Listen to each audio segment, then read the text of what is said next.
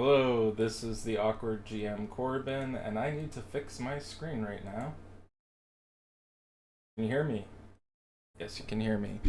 Uh, it looks like I've got the Twitch showing up here, which means that there is probably an infinite number of Twitches going on at the moment.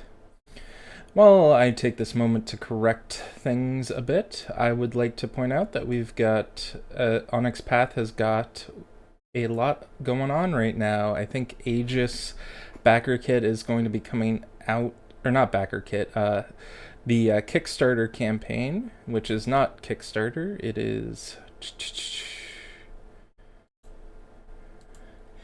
going to be on Backer Kit. Okay, I was right, Backer Kit. It's going to be on soon.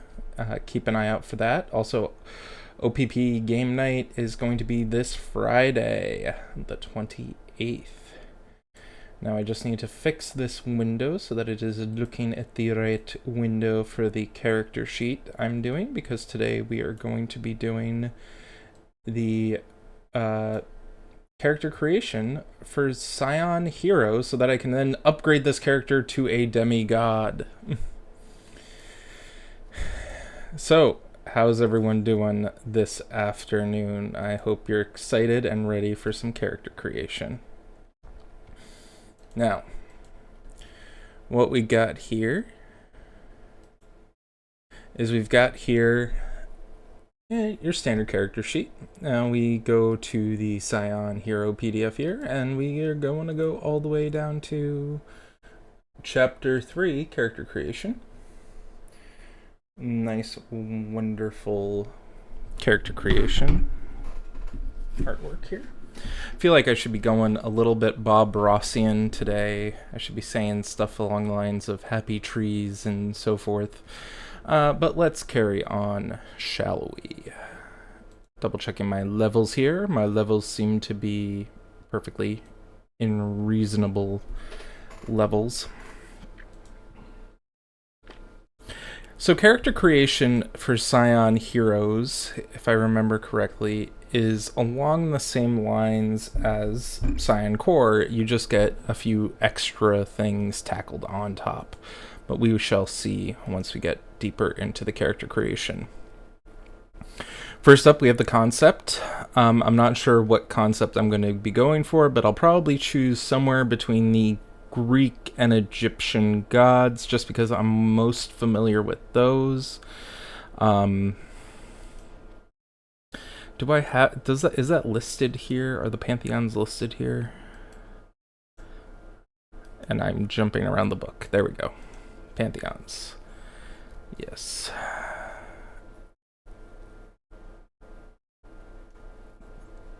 Netger.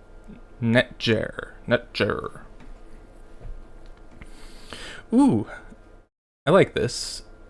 Yoruban gods, the African gods who transformed themselves during the transatlantic slave trade, and also encompassing a sub-pantheon of voodoo deities called Loa. I actually did a game of Geist the Sin Eater with the Loa, and it was very fun because reading up and doing the research for voodoo deities is very, very interesting. To quickly say, you sometimes end up with going into a lot of documentaries about New Orleans because they have them as sort of the saints of New Orleans. So let's go to the Niger of Egypt. Get them to the Greek. In popular culture, most of the Egyptian gods are known by their Greek names rather than classic Kemetic. Hathor rather than Heru, Isis rather than Aset, Anubis rather than Anpu, Osiris rather than Wasir. We're guilty of it ourselves in this book, talking about Hermes Thoth, and their shared patronage of wizards and whatnot. They're listed here properly, but if it helps players adapt or just engage with their themes, go ahead and use the Greek names. The gods won't mind. Probably. Give me a god with a head that is an animal. That is what the Egyptian gods have become. I like the crocodile-headed one. Which one's the crocodile-headed one? Oh, is this their... If I look here, okay, man, woman, man, man, man, man. If I go down here, man, woman, man, man, man, man.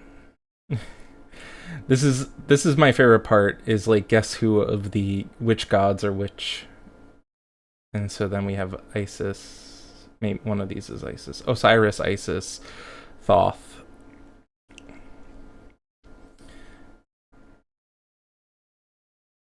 Don't know who she is. But this is pretty cool. I like this. So, who is our character? We want to set up with their pantheon. But first, the concept is going to be something about them being... Something about them. Maybe that they're a hacker. Maybe they're a soldier. For the moment, let's put something kind of crazy in there as far as like... Oh, it doesn't have a place for concept to be written down. That's interesting. Okay, but the concept is going to be something along the lines of banker, I think, for my character. Paths. We have the variety of paths. Each path corresponds to... The third path corresponds to their pantheon, how they relate to their god of myths. The second corresponds to their role. And the first is their origin. Now, I always use the roles that are presented within the book, just so that in case... Just so that we're not... I'm covering the stuff in here that... If it's presented here, I will show it. It might not actually be presented here. They might not have roles listed, paths listed here that aren't in the core rule book, which means I'm going to have to open up that core rule book if we don't have any. It does not appear like we do have any pre-gen paths in here, so I am going to have to open that up. And I say pre-gen, I meant pre-existing paths. So if I open up my Scion Book 1 Origin, I can jump all the way up down to character creation and go to paths. And let's see if we can just grab a couple quickly. Origin paths. Adventurer, chosen, created, military brat, life of privilege. Oh, I actually did create a character for this earlier. Maybe if did I save that character sheet? And if I did, I could probably use it right now. Character sheets. Nope, I only have Trinity Core ones, sadly. That's rough on my part, but what can you do? So, I'm going to choose Potemkin World, just because it was something I had chosen before. Your Potemkin World is your life, or at least what you thought it was designed to make you feel a certain way. Eventually, though, you begin to notice discrepancies in what they were taught versus what you saw. You had things in common with mortals, school, cell phone, television, but mortals did not dine on ambrosia each night. Took no courses on Titan spawn recognition in high school, nor could they hold their own in a sword duel by the age of 9. It's this concept of being born in a sort of privileged setting. I kind of like the idea of having to deal with that. And now I'm thinking I do have the character sheet listed somewhere. Scion character.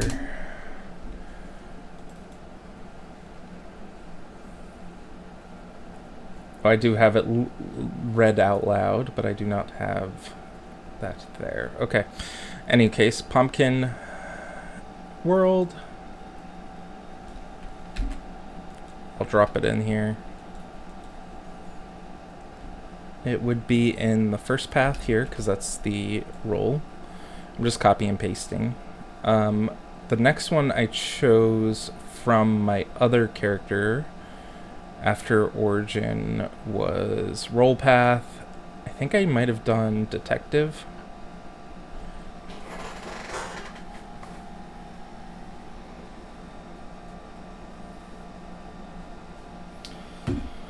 Apologies. Notifications.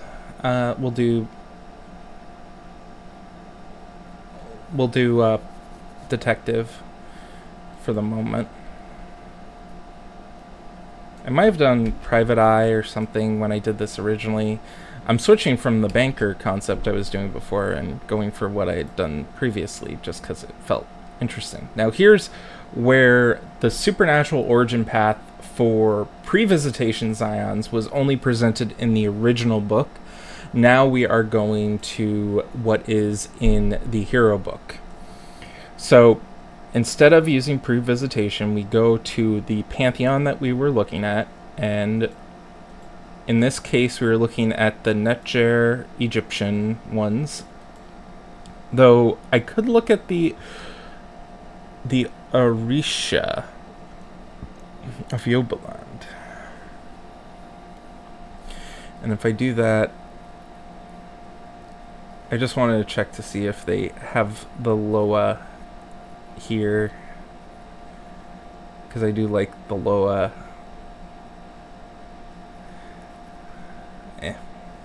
It would take me too long to finagle it probably, so I'll just go back to the Egyptian Neterjer gods. We could have Bast, War of Prophecy, Heteru, Mother of the Neterjer, Heru, Lord of the Black Soil, also known as Horus, Aset, Goddess of Magic and Rebirth, Isis. I'm not sure if I'm allowed to say that word on Twitch. Khnum, God of Artistry. Then we have Weser,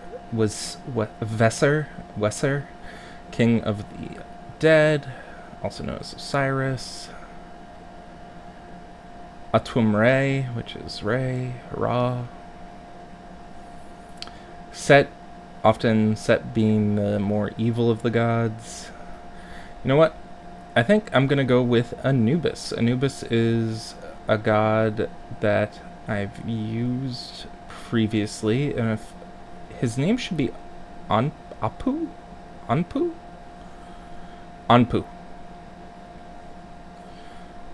And so, because of this, it's the origin of the religion, I think, that I have to, the path of the religion that I have to put in. So, academics and occult will be my skills here.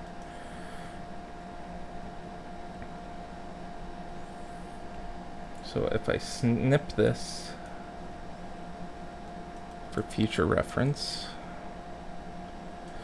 If you're using a PDF, I highly recommend using the snip tool. It really helps you just grab what you need and make yourself a quick reference sheet. That way you're not jumping around like some people do, like I do when I'm unfamiliar. I think I have it set up that my computer is currently... I need to set my Discord into streamer mode, because that's not happening right now. But also, I need to turn off my AC because that's making noise.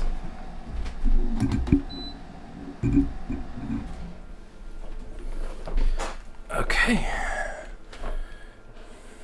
Apologies for that. So we have the path of the Neterjer. And of course, I'm probably mispronouncing that. And then we have my other paths from Origin that I chose.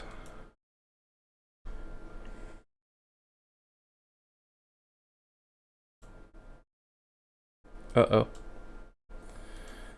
How has that messed everything up? That has not messed everything up. I am the awkward GM Corbin, and I am always awkward in this regard. Pumpkin World.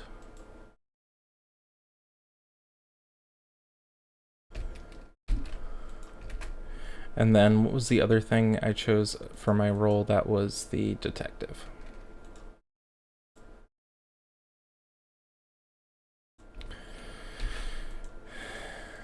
And because I'm choosing Set as my, or sorry, Anubis as my deity,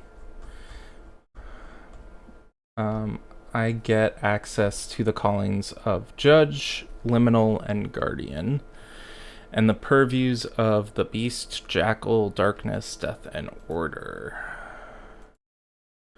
So those are my, I think I should be getting 3 skills for my thing. So, virtues. I think in character creation, I might say. So in our skills, in our past, we get 3 skills associated with the patch. Which 3 skills you choose are up to you, but you should be prepared to justify non-obvious choices like culture. 2 of the skills you choose from your Pantheon pass must be from Pantheon skills for Divine Patron's Pantheon. Any given skill can be associated with at most 2 of your paths. So I guess the 2, I'm gonna get occult and academics as skills. So if I read the rules here, you receive 3 dots in each skill associated with your primary path, 2 dots in each skill associated with your secondary dot, and 1 dot in each skill associated with your tertiary path. So my primary path is going to be my Pantheon path. That's going to give me 3 points to distribute. So I'm going to put 3 into occult. 2 into occult and 1 into academics.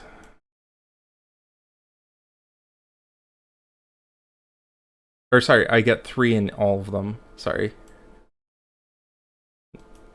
Got a little bit confused with Trinity Continuum. For detective, I can have firearms, integrity, or persuasion. So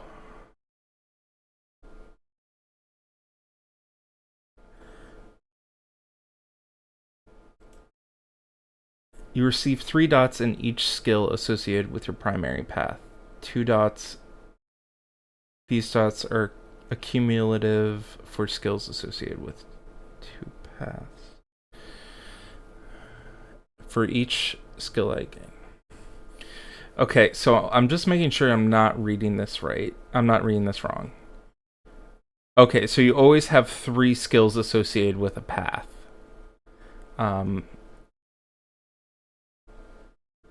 So I guess for my path with the neck chair, I also get a 3rd one that I can choose. So I'm going to choose Subterfuge. Apologies if this is wrong. Based on my beginner's reading of this, that seems to be where I'm at. For being part of Pumpkin World, I'm going to use that as my secondary. So I'm going to have 2 to my occult. It lists 4 skills here. It has occult, culture, sorry I snapped my fingers, integrity, and survival. So I'm going to put 2 into occult, 2 into integrity, and then 2 into culture.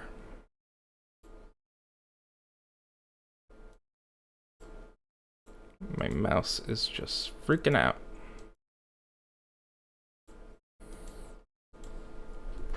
Okay, zoom in, enhance.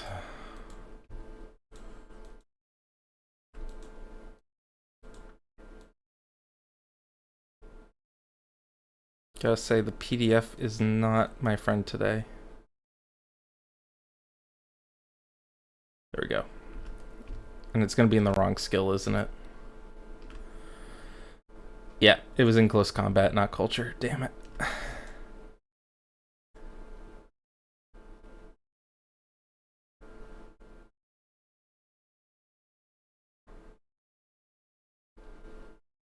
There we go.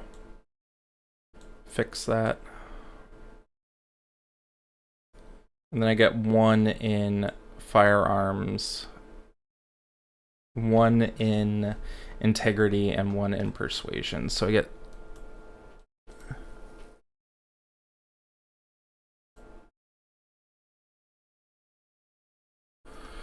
integrity and persuasion, I get 1. Okay. So now that I have what I think are 1, 2, 3, 4, 5 skills above 3, that means I get a specialty in each one, which I can use for other things. For occult, I'm going to do Egyptology.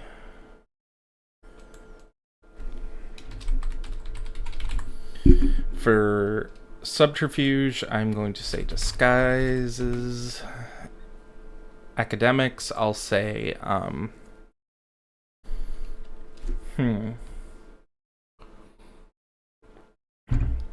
let's say for academics, I don't know, literature.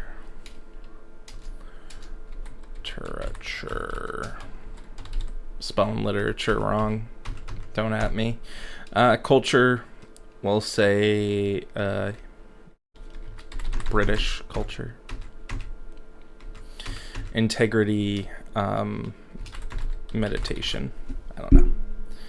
I think that's it as far as my specialties go. Now we move to attributes.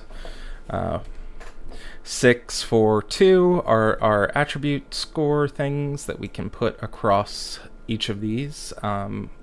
I think this person is definitely mental first, so I'm going to put 3 into intelligence.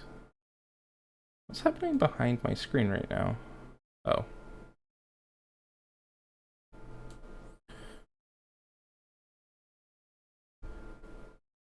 There we go. Okay. So mental first. Gonna go. Let's do 3 into intelligence. Life of me, I'm gonna zoom in as much as I can so that I can click these buttons a lot better. I'm on a big screen, so cunning, I will put 1 in, and this one I'll put 2. That way it's balanced out.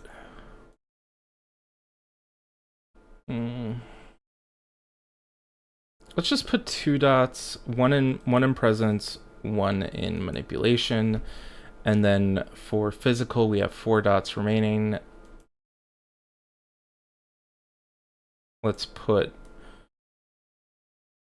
3 into dexterity and 1 into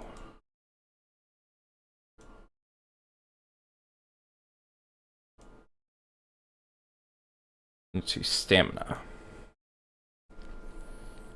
Now here's the thing with the system. As far as I know, Scion and Trinity Continuum, even to an extent Chronicles of Darkness, they don't use stamina much. I haven't seen people use stamina a lot in those games.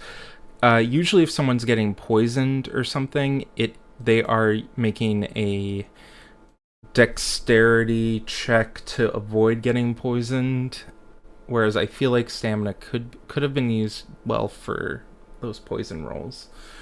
In any case, so we've got our attributes squared away now. There is a new, you choose 1 of 3 approaches, add 2 dots to each attribute in that approach. Okay. Because I was going to go cunning. So I'm going to up my cunning. This is my favorite my favored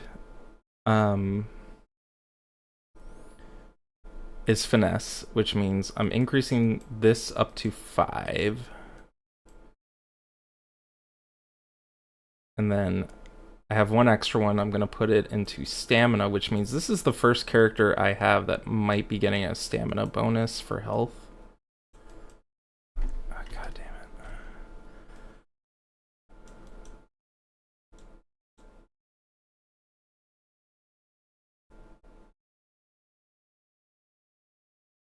and then two in manipulation.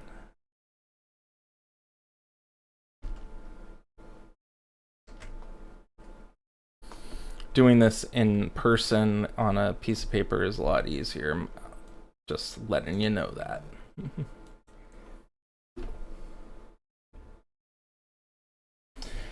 Then we got, from there, we've chosen our favorite attribute.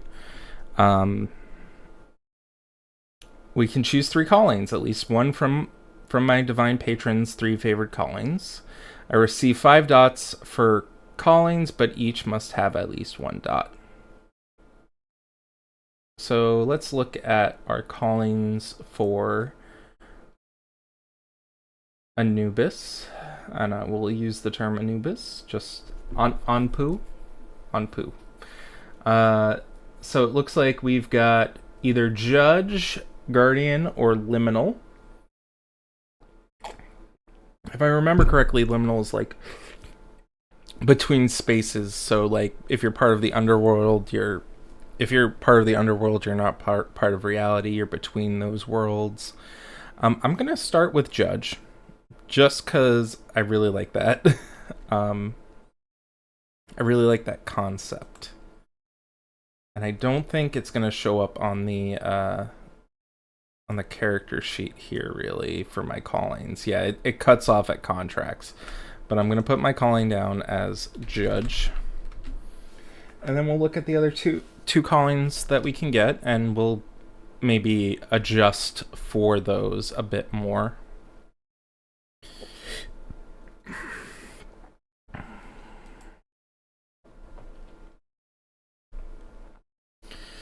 So let's just look at Judge first.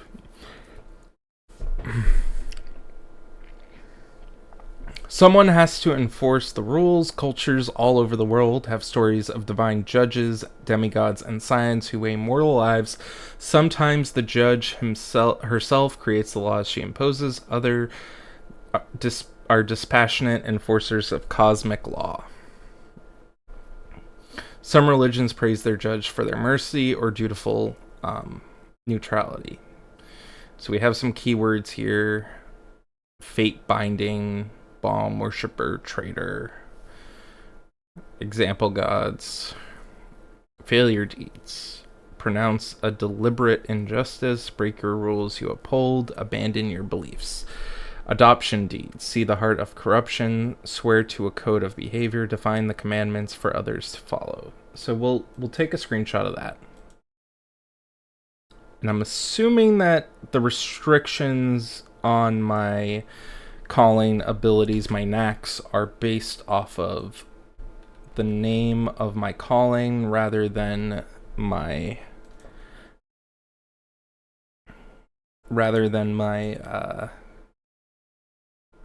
any keywords written here. So looking at the knacks we have here, it looks like heroic judge. There's also immortal creator. Is this interesting? There are sections for immortal and judges. I need to look at this for a second, because if this means knacks are divided into 2 categories: mortal knacks, which are impressive displays of human ability, and immortal knacks, which are godly powers. Characters begin with 5 knacks from their callings. Each calling dot the character begins, 1 for each calling dot the character begins with. Additionally, knacks may be purchased with experience. Knacks may be swapped out for another. Immortal knacks are worth 2 calling dots to keep active. Thus, a Scion with a warrior calling of 4 can have 2 immortal knacks, 4 heroic knacks, or 2 heroic and 1 immortal knack active. So being a judge, it looks like I only have access to the heroic knacks, which are the mortal judge knacks. So there is an immortal judge. It's just the PDF is missing that section. Okay. So I could have one. I can have I'm going to put myself at 3 dots of judge, since that's my main calling. And this is just me doing this. You don't have to do it. You could just have it at 1 dot if you want. Another role I want, though, as far as my callings.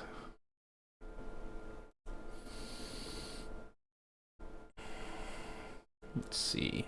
What's a good calling to have? We have judge, soldier, warrior. Warrior might be good to have, because I like having a fighter.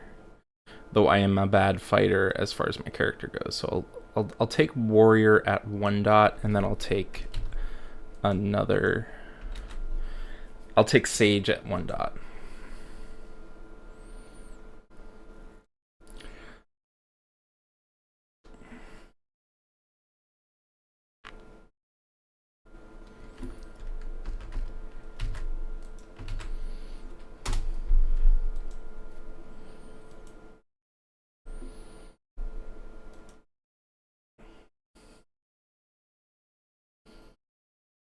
Okay, so for heroic sage, since we're only taking 1 dot from this, I'm gonna take our mortal knack from it. There's blockade of reason. I can add an +2 enhancement for. Oh, targets of lower tier cannot trick, coerce, swindle, or con you, and any supernatural attempt to do so triggers a clash of wills.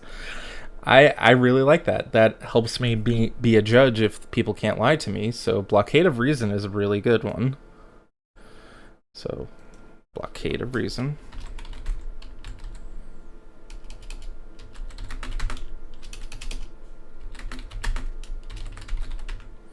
Note, I will not be online next week due to some other personal reasons, but I will be back the week after to do Exalted Essence.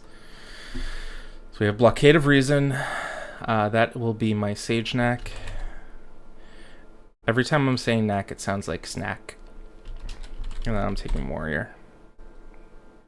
Maybe I'll take an Immortal Warrior one. Double checking the calling stuff, because I want to make sure that my knack, when I use a knack, I can actually use it.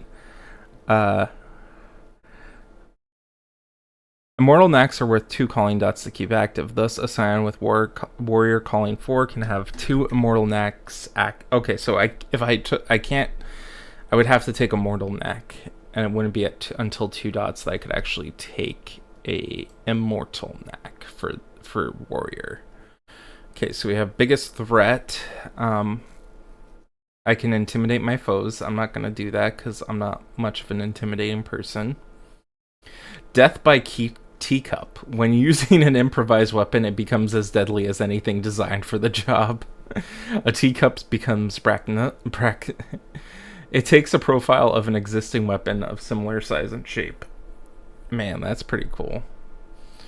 A hurl shoe strikes with the force of a tomahawk.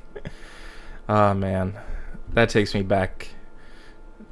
Master of Weapons. At the beginning of the session, choose one of your weapons to be your favorite weapon. When you use your favorite weapon, add a number of additional tag points to it up to your warrior's calling. These do not have to fit the weapon's existing profile. A sword can be made to strike at far range.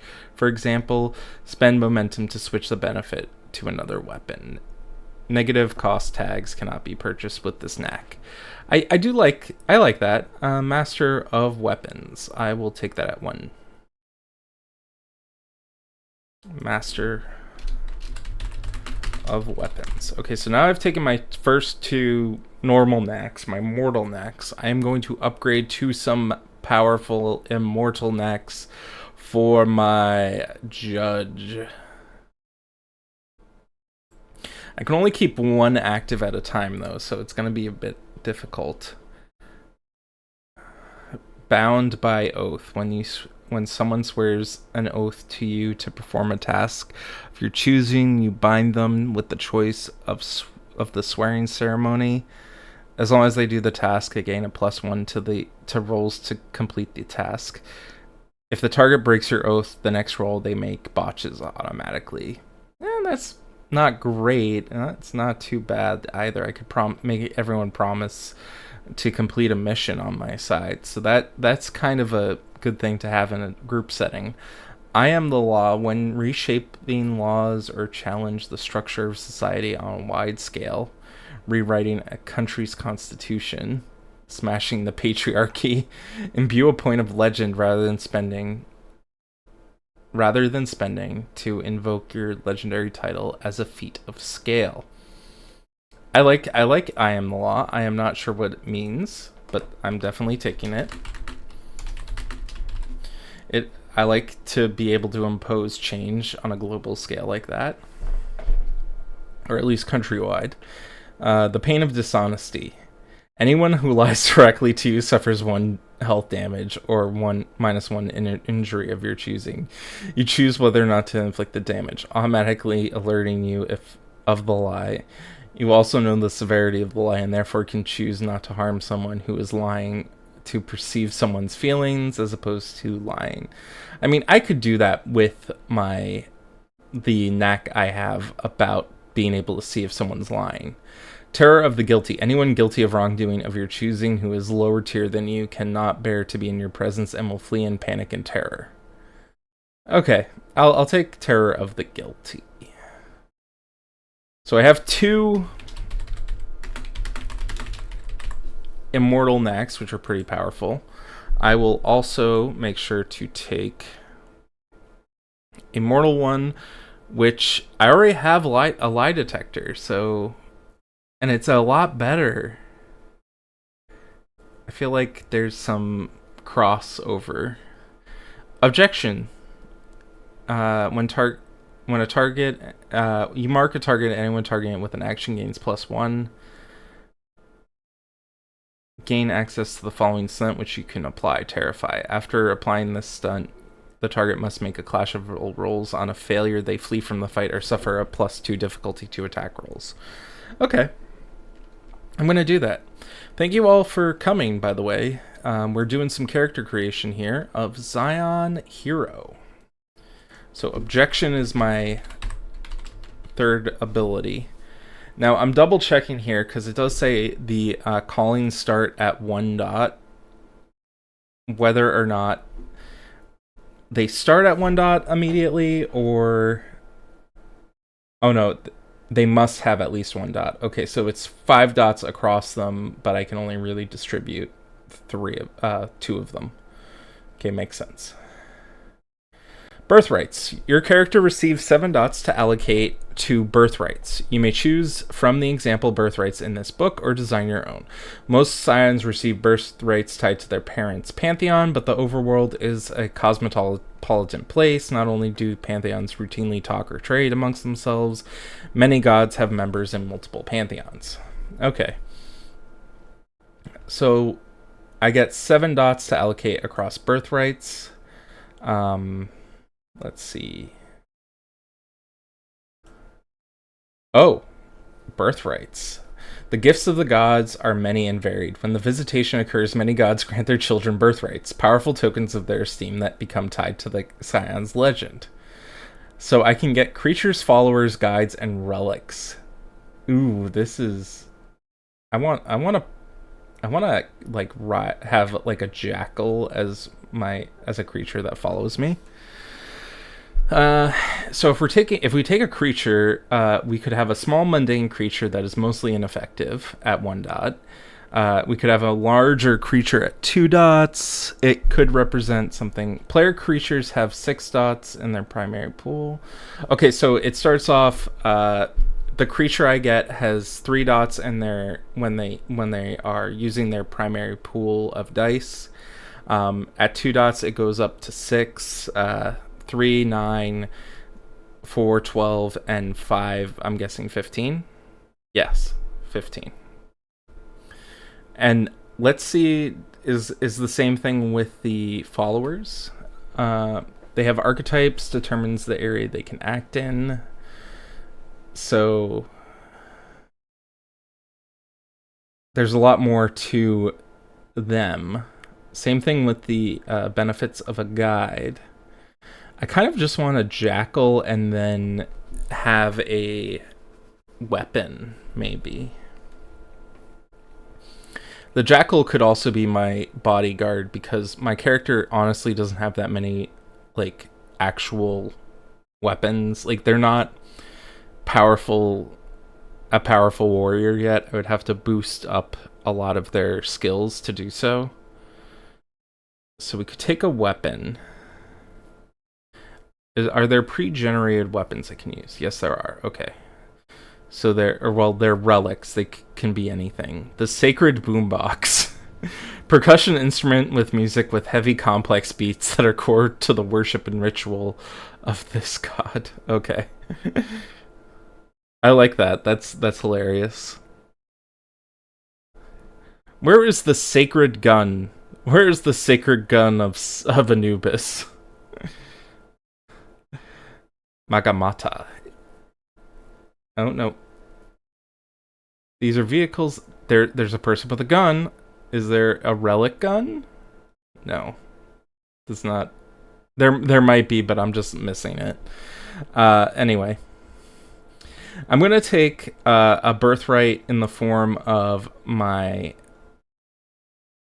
A birthright in the form of my jackal, which is going to be the most powerful creature I can have. The jackal creature, I am going to have it be a uniquely dangerous creature. Maybe it's a sphinx. It's similar to a sphinx jackal or something like that. Like it's a sphinx but with a jackal body instead. So I am going to go with 5 dots in that birthright as a jackal.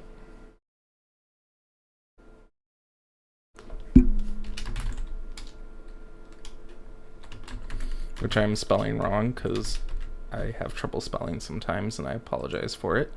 And then as far as a guide goes, I am in the wrong sheet. Let's take one of the example guides just to speed things up.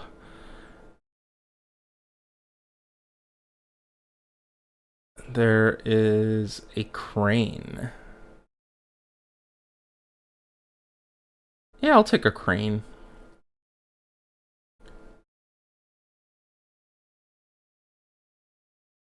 Bird counterparts lending its talents as she needs them and teaching her the ways of grace, beauty, and fluid movement.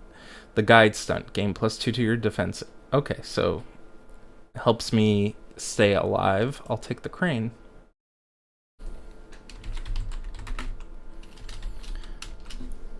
Oh, and I have to get a legendary title at some point. Purviews. Your character gains their Pantheon specialty Purview as an innate Purview. In addition, choose one of your divine patrons' Purviews as an innate Purview. All other Purviews must be drawn from relics or guides. So, Purview of the Asir. I am not the Asir. I am Purview of the Egyptian gods. So,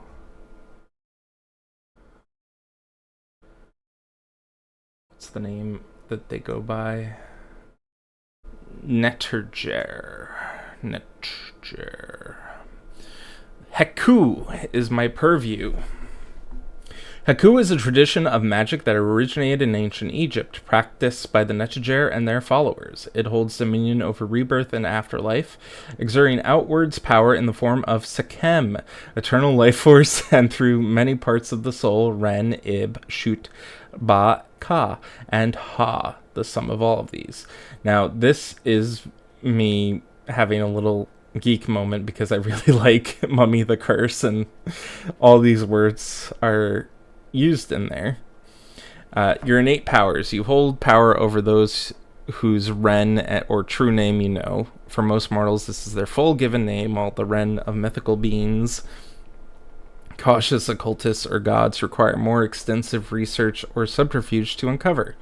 Knowledge of a character's Ren grants a +2 enhancement on rolls to gain knowledge or understanding of them. So I have a free action to harvest Ren. As your name spreads across mortal lips and thoughts, your legend grows. Once per session, when you hear someone talk about you by name and describe your exploits, gain 1 legend. Okay. The speaker or writer praising you out of genuine awe or admiration.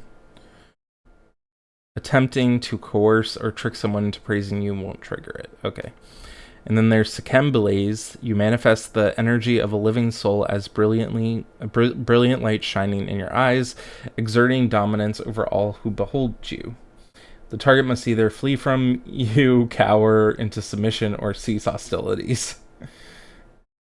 If you know their Ren, you can treat their attitude as 2 points higher for the rest of the scene.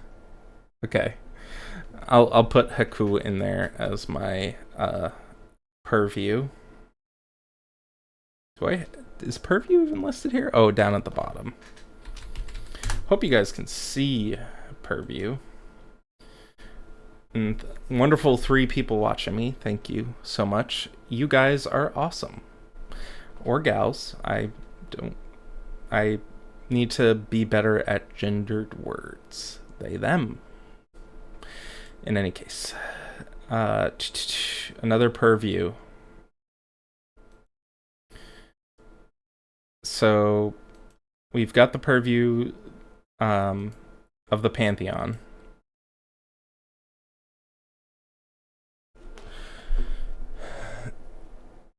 Though their purviews, science inherit them right. A Scion gains power merely by claiming mastery over a purview, awakening an innate divine and ability to command. With dedication, the master boons that convey specific powers. Okay. So we did that. Keep it moving. A word from a story guide. Don't let the game grind to a halt as a player tries to figure out if they can get a certain marvel out of a purview. Let me double check here if there's another purview that my judge gave me. Not my judge. My okay. There are purviews for Anubis, Anpu. And we did the signature purview, so that means we can do these boons here.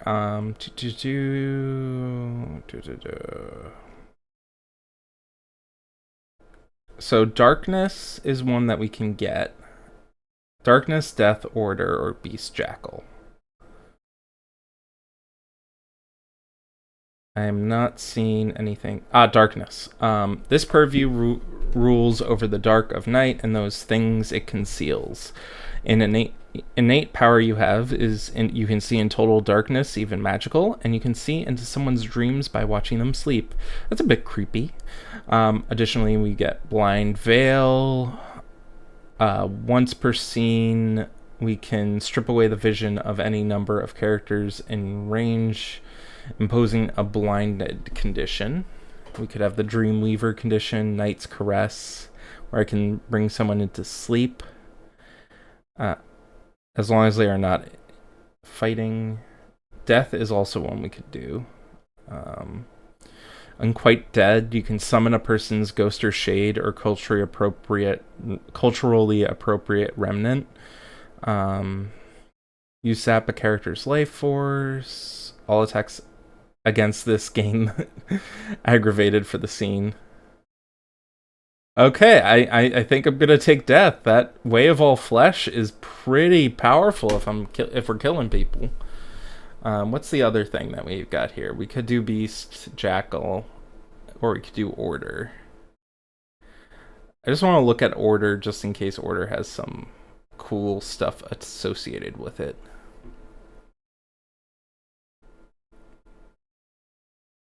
Order. You can sense the laws that govern any jurisdiction you stand in, letting you tell whether any action you witness or contemplate would be legal according to them. Okay. Code of Heaven. When you explain laws to people, as long as you're truthful and accurate, they know that you are correct. If as part of the explanation you declare a person or group innocent, then the protection of this purview innate power extends to them for this boon's duration. So if I condemn someone as guilty, they get a negative enhancement. Or we gain an enhancement against them. Nothing but the truth. I don't need that. I already know if people are lying. I'm taking death. Death just is such a big purview. Oh god, that's gonna be good. So if I go up here to my purviews, I get boons from my purviews, which include 2 of them. Any of your character's purview, whether innate or granted by birthrights. So if I go down to boons down here, I already chose the purview of death. So that means the boon I can take is the Way of Flesh. And so I grab the Way of Flesh as one of my boons.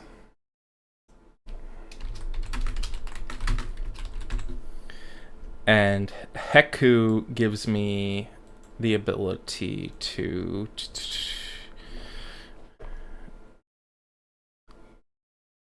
Heku... It gives me Ren Harvest or Sikem Blaze. And I think Ren Harvest might be the greatest one. I have to cultivate a good repartee with my cultists in order to get a better boon from that. Now, we did the boons, now we do the final touches.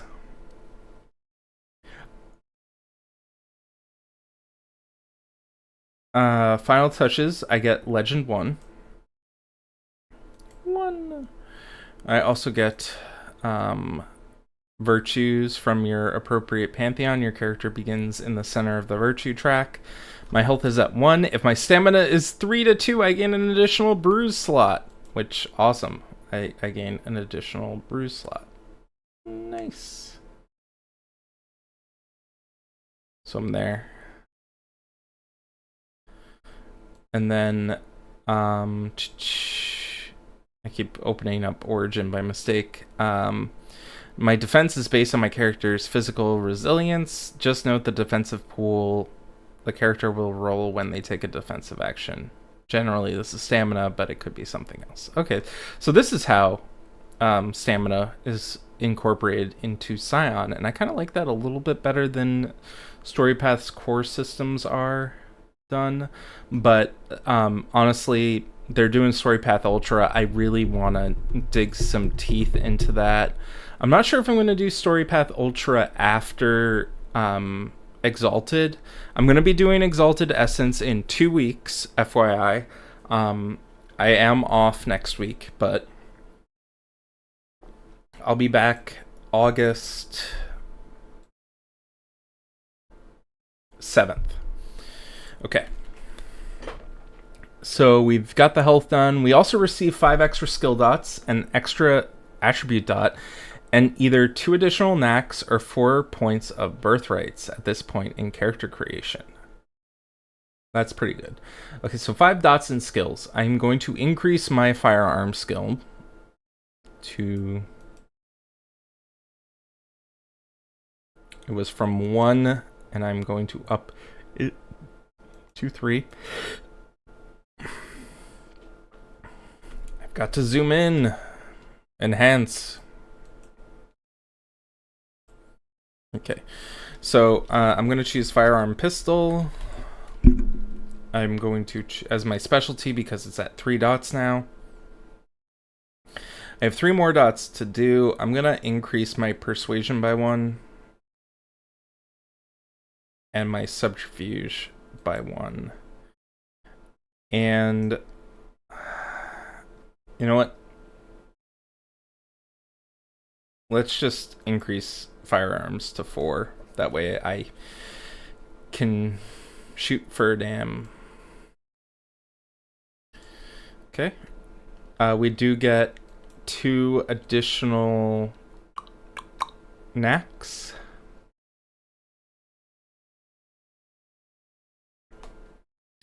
The callings and knacks. So if I go down to knacks here, I'm guessing, so I can get more so there are any knacks. Characters of any calling can choose any one of these heroic knacks. Aura of Greatness, Born to be King, Scent of the Divine, or Somebody's Watching Me. I like Somebody's Watching Me. It gives me access to a ally for a scene that is going to help me when I'm in danger. So I'll have ally. Somebody's Watching Me.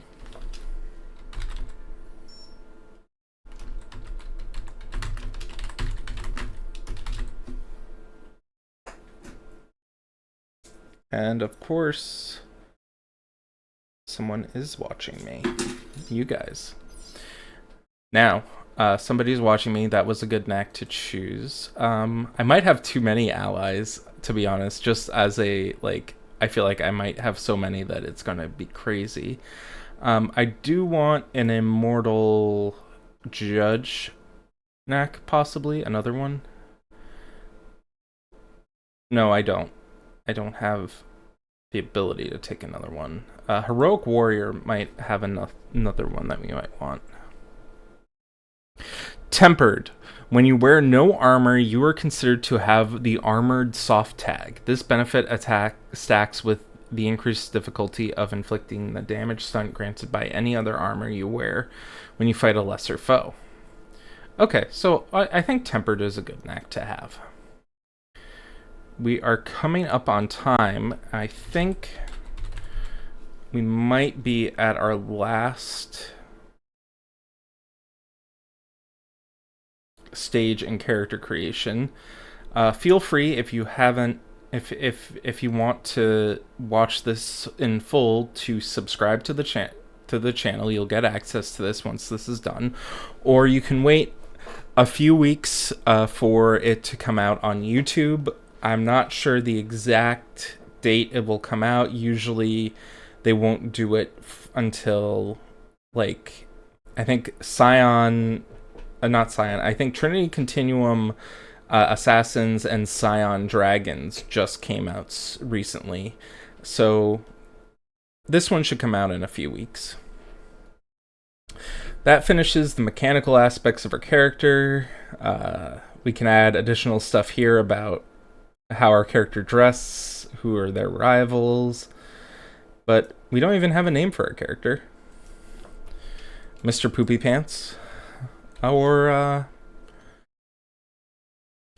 let's do Alexandra Black, because Anpu is her god, her parent god, also known as Anubis. Player Corbin. And next week, not next week, actually maybe in 2 weeks, we don't do Exalted Essence, we do Scion Demigod to upgrade this character. I'll figure that out.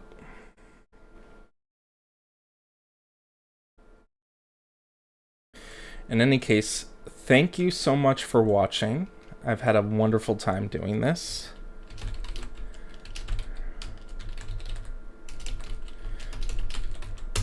And we will see each other in 2 weeks. Thank you so much for watching. You can catch me and the Awkward GM on YouTube. I'll put a link in the messages below to my channel. And you can catch me over there, where I'm going to be talking about Requiem for Rome 2E, made by None More Dark Publishing soon. Thank you so much for watching, and I hope you have a good one. And now we go to the pre-roll.